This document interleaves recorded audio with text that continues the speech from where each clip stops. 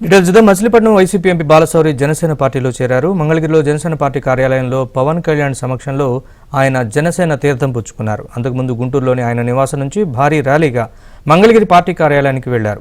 ఏపీలో సీఎం జగన్ పాలనలో ఆశించిన స్థాయిలో అభివృద్ధి జరగలేదని, అందుకే పార్టీ నుంచి బయటకు వచ్చినట్లు బాలశౌరి వెల్లడించారు. పవన్తోనే తన రాజకీయ జీవితం కొనసాగిస్తానన్నారు. జనసేనలో ఏ పదవి ఇచ్చినా అంకిత భావంతో పనిచేస్తానని బాలశౌరి స్పష్టం చేశారు. ఆయన మాట్లాడుతున్నారు, లైవ్ చూద్దాం. పులిచింతల ప్రాజెక్టు గురించి గత 5 సంవత్సరాల నుంచి మీ అందరికీ తెలుసు. ఒక్క అడుగు కూడా ముందుకేయలేదు. మొన్న పవర్ స్టార్ పవన్ కళ్యాణ్ గారిని కలిసి నేను కొన్ని విషయాలు చర్చిస్తున్నప్పుడు వారు పోలవరం ప్రాజెక్టు గురించి, ఇది మన రాష్ట్రానికి అన్నపూర్ణ లాంటి ప్రాజెక్టు,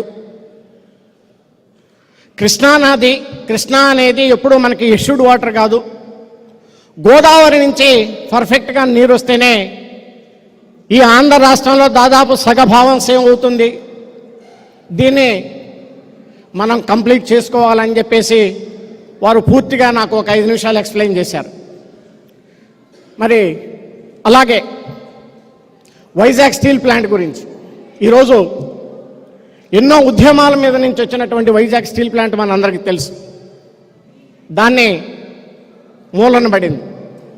కానీ ఈ ప్రభుత్వం ఈ రాష్ట్రంలో ఉంది. కానీ మనం దాదాపు 22 లోక్సభ స్థానాలు ఉన్నాయి, 10 రాజ్యసభ స్థానాలు ఉన్నాయి. దాన్ని ఏమన్నా దక్కించుకోగలిగామా? ఈ 2 విషయాలు పవన్ గారు మాట్లాడుతుంటే నాకేమనిపించిందంటే, ఇటు పోలవరం ప్రాజెక్టు కానీ అటు వైజాగ్ స్టీల్ ప్లాంట్ కానీ పవన్ గారి గుండె చప్పుడు అనిపించింది అనేటువంటి విషయాన్ని ఈ సందర్భంగా మీకు మనం చేస్తాం. ఇలాంటి అభివృద్ధి కార్యక్రమాలు చేసినప్పుడే ప్రజలు మనల్ని హర్షిస్తారు. మరి అలాంటి ఆలోచన కలిగినటువంటి వ్యక్తి మన పవర్ స్టార్ గారని చెప్పేసి నేను ఈ సందర్భంగా మీకు మనవి చేస్తా ఉన్నా. మరి మీరందరూ చూశారు, పవన్ కళ్యాణ్ గారు ప్రశ్నించే గుణం ఉంది. ఆ ప్రశ్నించే గుణం ఉంది కాబట్టి ఉద్యానం అనేటువంటి ఈ కిడ్నీ సమస్యని రాష్ట్ర ప్రభుత్వం ఇంత త్వరగా పూర్తి చేయగలిగిందంటే అది పదే పవన్ కళ్యాణ్ గారు పర్యటించి దాన్ని ప్రశ్నించబట్టే ఈరోజు ఆ హాస్పిటల్ పూర్తి చేయగలిగారని చెప్పి సందర్భంగా మీకు మనవి చేస్తా ఉన్నాం.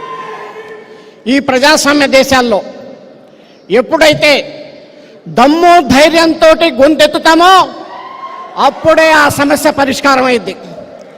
ఆ దమ్ము ధైర్యం ఉన్నటువంటి వ్యక్తి పవన్ కళ్యాణ్ గారు అని చెప్పి సందర్భంగా మీకు మనవి చేస్తా ఉన్నాం. మనం చూస్తూ ఉన్నాం, ఈరోజు కూడా స్వతంత్రం వచ్చి 75 సంవత్సరాలైనా వ్యవసాయ రంగం మీద ఆధారపడి ఉన్నాం. కౌలు రైతుల ఆత్మహత్యలు చేసుకుంటే ఈ ప్రభుత్వం స్పందించలేదు. సొంత డబ్బులతోటి కౌలు రైతుల ఆత్మహత్య చేసుకున్న ప్రతి కుటుంబాన్ని తలుపు తట్టినటువంటి వ్యక్తి పవన్ కళ్యాణ్ గారని చెప్పి సందర్భంగా మీకు మనం చేస్తా ఉన్నాం.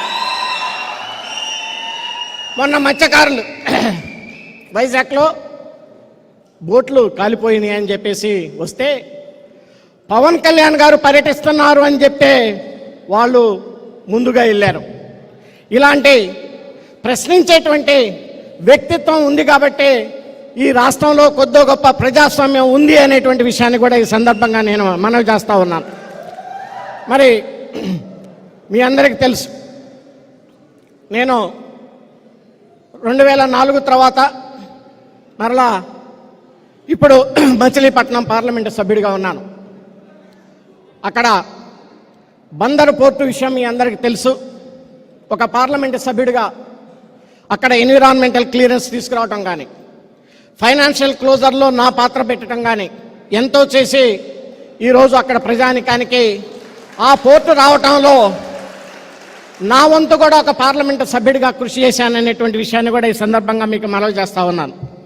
అదే రకంగా అక్కడ మెడికల్ కళాశాల రావాలి అని చెప్పేసి నేను ఎన్నోసార్లు అడగటం, మొట్టమొదటిగా ఆ రోజు ముఖ్యమంత్రి గారికి లెటర్ ఇవ్వటం, దాంట్లో భాగంగా ఈరోజు కేంద్ర ప్రభుత్వం నుంచి రావాల్సిన నిధులు ఒక పార్లమెంటు సభ్యుడిగా నేను కూడా దాన్ని కంప్లీట్ చేశాననేటువంటి తృప్తి నాలో ఉంది అనేటువంటి విషయాన్ని కూడా ఈ సందర్భంగా మీకు మనవి చేస్తా ఉన్నాను. అదే రకంగా గుడివాడ ఉంది. గుడివాడ టౌన్కు ముందు 2 రైల్వే గేట్లు ఉంటాయి. పొద్దున్న నుంచి సాయంత్రం దాకా దాదాపు ఒక 100 సార్లు ఆ గేటు పడుతూ ఉంటుంది. కానీ ఈ రాష్ట్ర ప్రభుత్వంతో పెట్టుకుంటే ల్యాండ్ ఎక్విజిషన్కైనా అది ఆ ప్రాబ్లం సాల్వ్ కాదని చెప్పేసి కేంద్ర ప్రభుత్వాన్ని రిక్వెస్ట్ చేసుకొని ఇంక్లూడింగ్ ల్యాండ్ ఎక్విజిషన్తో సహా 325 కోట్ల రూపాయలు తీసుకొచ్చి ఆ ప్రాజెక్టును కూడా కంప్లీట్ చేశానని చెప్పేసి కూడా ఈ సందర్భంగా మీకు మనం చేస్తూ ఉన్నాం. మనకి ఇప్పటికి కూడా స్వతంత్రం వచ్చి 75 సంవత్సరాలైనా మత్స్యకారులు ఉంటారు, దివుల్లో అంటాం, ఎదురు మండి. ఇప్పటికి కూడా ఇటు నుంచి అటు వెళ్ళాలంటే దాదాపు 10,000 మంది జనాభా ఉంటారు. రేత్రిపూట ఏదన్నా ఎవరికైనా హెల్త్ ప్రాబ్లమ్స్ వచ్చినా ఏమీ రావటానికి ఉండదు.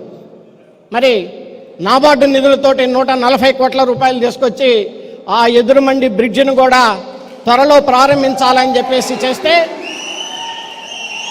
ఈ రాష్ట్ర ప్రభుత్వం పరిస్థితి ఎలా ఉందంటే టెండర్ పిలిస్తే ఎవరు రావట్లేదు, అది పరిస్థితి అని చెప్పి తప్పకుండా పవన్ కళ్యాణ్ గారి యొక్క అధ్యక్షతన ఏర్పడబోయేటువంటి రాబోయేటువంటి మన ప్రభుత్వంలో చేయాల్సినటువంటి పనులు చాలా ఉన్నాయి. తప్పకుండా ఆ పనులన్నింటినీ కూడా పూర్తి చేస్తామని చెప్పేసి కూడా ఈ సందర్భంగా నేను మనవి చేస్తూ ఉన్నాను. మరి నిన్న ముఖ్యమంత్రి జగన్ గారు ఒక సభలో మాట్లాడుతూ నేను ఎప్పుడూ అబద్ధాలు చెప్పను అని అన్నారు.